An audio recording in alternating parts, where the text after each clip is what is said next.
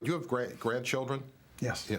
So, and they've never seen you coach, obviously. They never, No. but There was an incident with my granddaughter. We were out, we were traveling, and in the airport, somebody would come up and start talking. She finally, 7 years old, she said, "Why does everybody know my grandpa?" In Pittsburgh, he was known as the emperor of the Steeler dynasty of the 1970s. But it's easy to excuse a 7-year-old's innocence, since even when his teams were at the top of the mountain, Chuck Knoll never became a household name to the world at large. What's more of a mystery is how the only coach to win 4 Super Bowls is even overlooked when people talk about the greatest coaches of all time, many of whom turn up early in his story. At right guard from Dayton, weighing 210, Chuck Knoll. Now, when you played under Paul Brown, did you think at the time that you would be a coach someday? No, I hadn't given it much thought. I was going to law school at the time, and I thought maybe that was the way I'd go. But when it came time to retire, I felt that, the thing I knew most was football. And in 1960, I called Sid Gilman, and fortunately, he hired me without any coaching experience whatsoever. And that was the start of it. Well, the season is over for the players, but just beginning for the coaches and the staff. Coaches Walt Hackett, Chuck Knoll plan the defense for the coming season. Knoll spent 6 seasons with the Chargers. Then, in 1966, headed to Baltimore, where he became Don Shula's defensive coordinator. Split, flare, the flare! After working out a few kinks, Knoll crafted one of the best units in the game, right up to when Broadway Joe stole the show in Super Bowl III. The day after that game, Knoll moved on again, this time to the ranks of head coach. I had chances to go to New England and to Buffalo at that time, but after talking with Dan, I knew that they wanted to do what was right. Dan was Dan Rooney, who had just taken over the management reins in Pittsburgh from Art Rooney, his father and the Steelers' founder. The goal was to jumpstart a franchise that had been stuck in self-destruct mode for most of its existence, and the first step was hiring a no-nonsense coach. The first meeting with Chuck Knoll, we had a lot of cynical, old, veteran players who'd seen a lot of coaches come and go, and there was, sort of this attitude, well, show me your stuff, coach. And he gave a speech which he essentially was saying to us, look, the reason you've been losing has nothing to do with your attitude. The reason you've been losing is you're not good enough. You can't run fast enough, you can't jump high enough, you're not quick enough, you're not skilled enough. And it was like, wow, this guy. And then he said, and I'll tell you what I'm going to do. I'm going to get rid of most of you. And I'm going to bring in the guys who can play these defenses and play these. They're going to be harder. I'm going to make you do the hard stuff. Knoll had the rare opportunity to basically rebuild a team from scratch, and he chose not to cash in his draft picks for established players. Everybody wanted to give us all these guys, and I got this kind of early. People wanted to give you their problems, and come in and get good players. So, it kind of dawned on me that that's not what we want to do. We want to be able to bring people in, get them in our system, and not get somebody else's problems. Over the next 6 years, a few of the picks were college stars, but most of them were unknown players from schools most people had never heard of. Steelers' first-round selection, Joe Green. Yet while fans may have been puzzled, Knoll knew exactly what he was looking for. With Joe, I was with the Colts at the time and went down to North Texas. I had the Texas territory scouting in the spring, and I watched him and talked to him a little bit, and there was no doubt in my mind that this guy, he loved to play football and wanted to play very badly, and to me, those are 2 things that you really have to have. We used to write away for transcripts, because we wanted to see whether the player was in there with basket weaving or whether he wanted to challenge himself, because that spoke a lot about the individual. So we ended up getting a lot of guys that were not only good football players but wanted to be challenged. Those are champions to me. To me, a sign of how good Knoll was is that he took a lot of down-the-line draft choices and made Hall of Famers out of them. Take the 1974 class, for example, which sent not only first-round pick Lynn Swann to Canton, but second-round pick Jack Lambert, fifth-round pick Mike Webster, and fourth-rounder John Stallworth, who was inducted in 2002. It's clear Knoll had an eye for talent, but his greatest talent may have been the ability to motivate these players without saying a word. A lot of people think motivation comes from the mouth, and it doesn't. Motivation comes from helping somebody get the job done. It's not saying, come on, you got to do it. That doesn't make it. We always were big on the how-to. Knoll always stressed the use of proper technique, and if you didn't live up to his expectations, you were either benched or gone. That was how he forged the cohesive unit from characters as diverse as Fats Holmes and Vietnam vet Rocky Blyer. How he got a man named Mean Joe and a firecracker like Lambert to work with a cerebral player like Andy Russell. You can also understand why he might have had a few problems with a crazy-legged quarterback who early in his career fought Knoll's system with his tendency to improvise. My relationship with Chuck Knoll went from hate to love to confusion. Early in my career, I couldn't stand him. I'll never forget the Houston game my rookie year. I walked in 2 minutes late for a pregame meal. Stood me up, Mr. Bradshaw here. It was late and blah, blah, blah. We're going to find him and just mean and embarrass me again. Grabbed me on the sideline, jerked me up and down, and put me in a game, pulled me out, cussed me out on the sidelines. And I just couldn't understand this garbage. How would you describe your relationship with Terry? Business-like.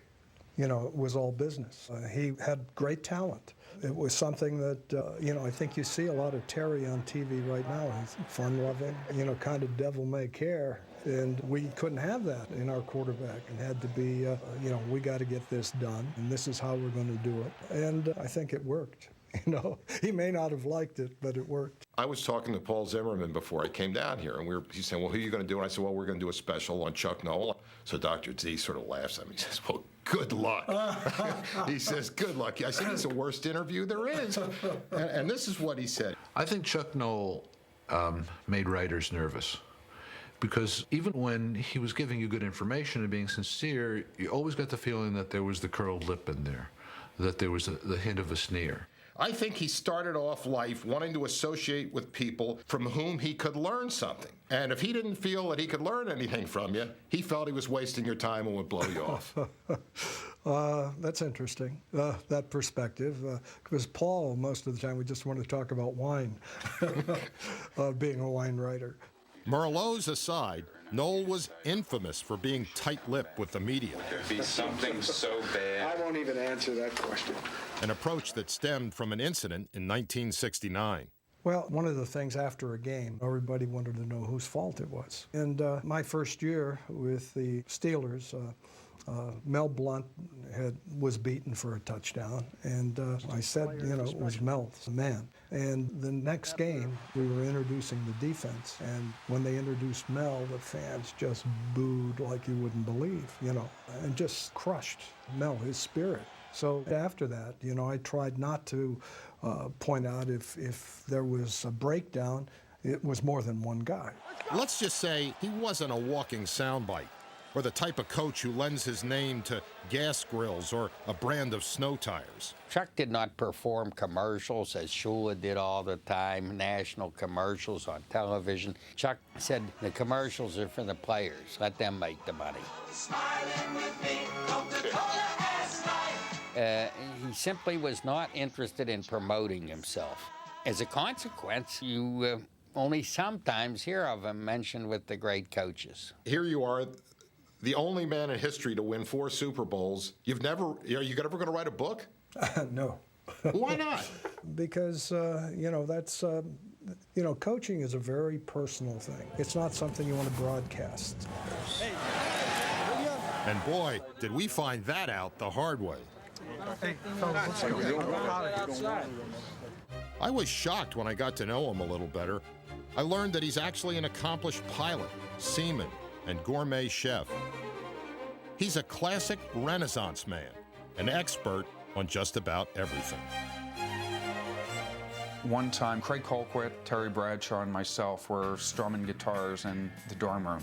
Chuck Knoll walks by, sees that we're kind of playing and singing, walks in, takes the guitar from my hands, plays 2 or 3 songs, sings one, hands the guitar back, and walks out, but never said a word. It was like he just wanted to show that he could play the guitar too and wanted to join in a little bit, but didn't need to say, yeah, I can play the guitar.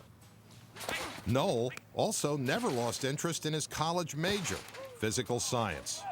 I think this was Rocky Blyer that told me. He says that one of the things that you always liked to do was to come up with new ideas. That every year that you'd have some sort of new way of getting in condition. And I said, well, was there ever one that didn't work? And he said, yeah. He said one year that he said Chuck had studied some Olympic runners that they were increasing their speed on Downhill running. Right. Yeah, and it didn't. It didn't work. The whole idea was the way you increase speed was stride length or frequency. As it turned out, we had more injuries from that. It didn't work out. We often joked about Chuck and his desire to teach and his desire to coach, and he would do that on any given occasion. We did not want to be caught in a shower with Chuck at the end of a football game because there was a tendency for him to start coaching you right there in the shower. And so we all hurried to get out of the shower before Chuck got there. And there were some visions of being caught in a bathroom stall with Chuck next door. We thought he might even coach you then. But the most unusual thing about Knoll may have been his attitude towards Super Bowls, lifting curfews and cutting his players loose on the town, because he believed the reason the Colts lost Super Bowl III was that they were too uptight about being on the world stage. It was something that I tried to go into every Super Bowl with, this is a reward. Let's have a good time. Don't fight the media types. Have a good time with them. Rocky Blyer, for example, took a camera. He had a camera, and he was filming the media. And Ray Mansfield, guys finished, and he says, wait, I'm not finished yet. Come on back. It was this kind of thing, and I think that really helped. And while Chuck may never map out his theories in a book, he did offer me 3 words that would have made a great title for his autobiography. We say whatever it takes. A lot of people have different meanings for that, but what it meant to us was, as members of a team, you have to do whatever you can do to help the team win. Now, if someone else is not functioning very well, he may be sick. Well, somebody else has to step up. Whatever it takes means team. And I think our guys bought into that. The motto is probably best illustrated in the Steelers' most famous play. 4th down and 10 yards to go. And Bradshaw back and looking again. Bradshaw running out of the pocket. The thing that made that thing work, Franco was very special from the standpoint that he never took a play off. Looking for somebody to throw to, fires it downfield. And there's a collision. He finished the play. His assignment on that particular play was to block the outside linebacker. So he goes over to block the outside linebacker. He's not coming, so he sees the scramble, so he starts out to try to become a receiver. So he's in the area there where the ball comes, and all of this comes from doing more than you're expected to do. That's caught out of the air. The ball is pulled in by Franco Harris. Harris is going for a touchdown for Pittsburgh. You have something that you're asked to do. Then if you can do more, that is really going to help. That's whatever it takes. So in a way, the Immaculate Reception epitomizes your philosophy of coaching when it looks like you look and say, well, this is just happenstance and luck. But the way you explained it, it really is, in a way, a confirmation of all the things you believe in as a head coach. Yeah, there's the old saying about preparation makes you lucky. Preparation also made them very good, thanks to the man Joe Green once called the only indispensable Steeler, who also may have been their most unique personality. One thing I learned very early is you have to be yourself. You can't imitate somebody else.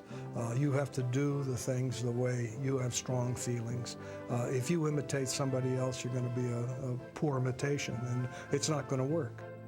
And Knoll was always himself, even when he had to face the media for the last time.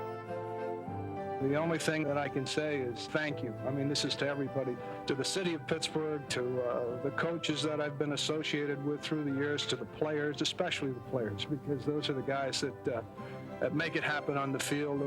It's been great memories, and after 39 years in it, I have to step back and see what the flowers smell like for a little bit. It was a dignified, tearless departure, fitting for an intellectual who believed that at its core, football isn't such a complicated game. Coach Knoll would always say, if they're trying to fool you, that means they can't beat you with their best stuff. They're desperate. Just line up and say, come on. That's Chuck Knoll. Those basic, fundamental things that you grew up with, that every coach had drilled into your head, but it all came to a light. And somewhere in that light lies Knoll's legacy. A coach who was handed a team stuck in the cellar of pro football, took them to the top, and kept them there.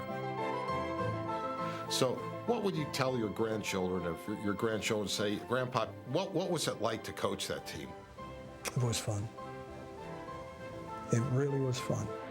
It's kind of what you'd expect from a guy who one day simply decided not to be a lawyer and instead went on to build the greatest football team of all time.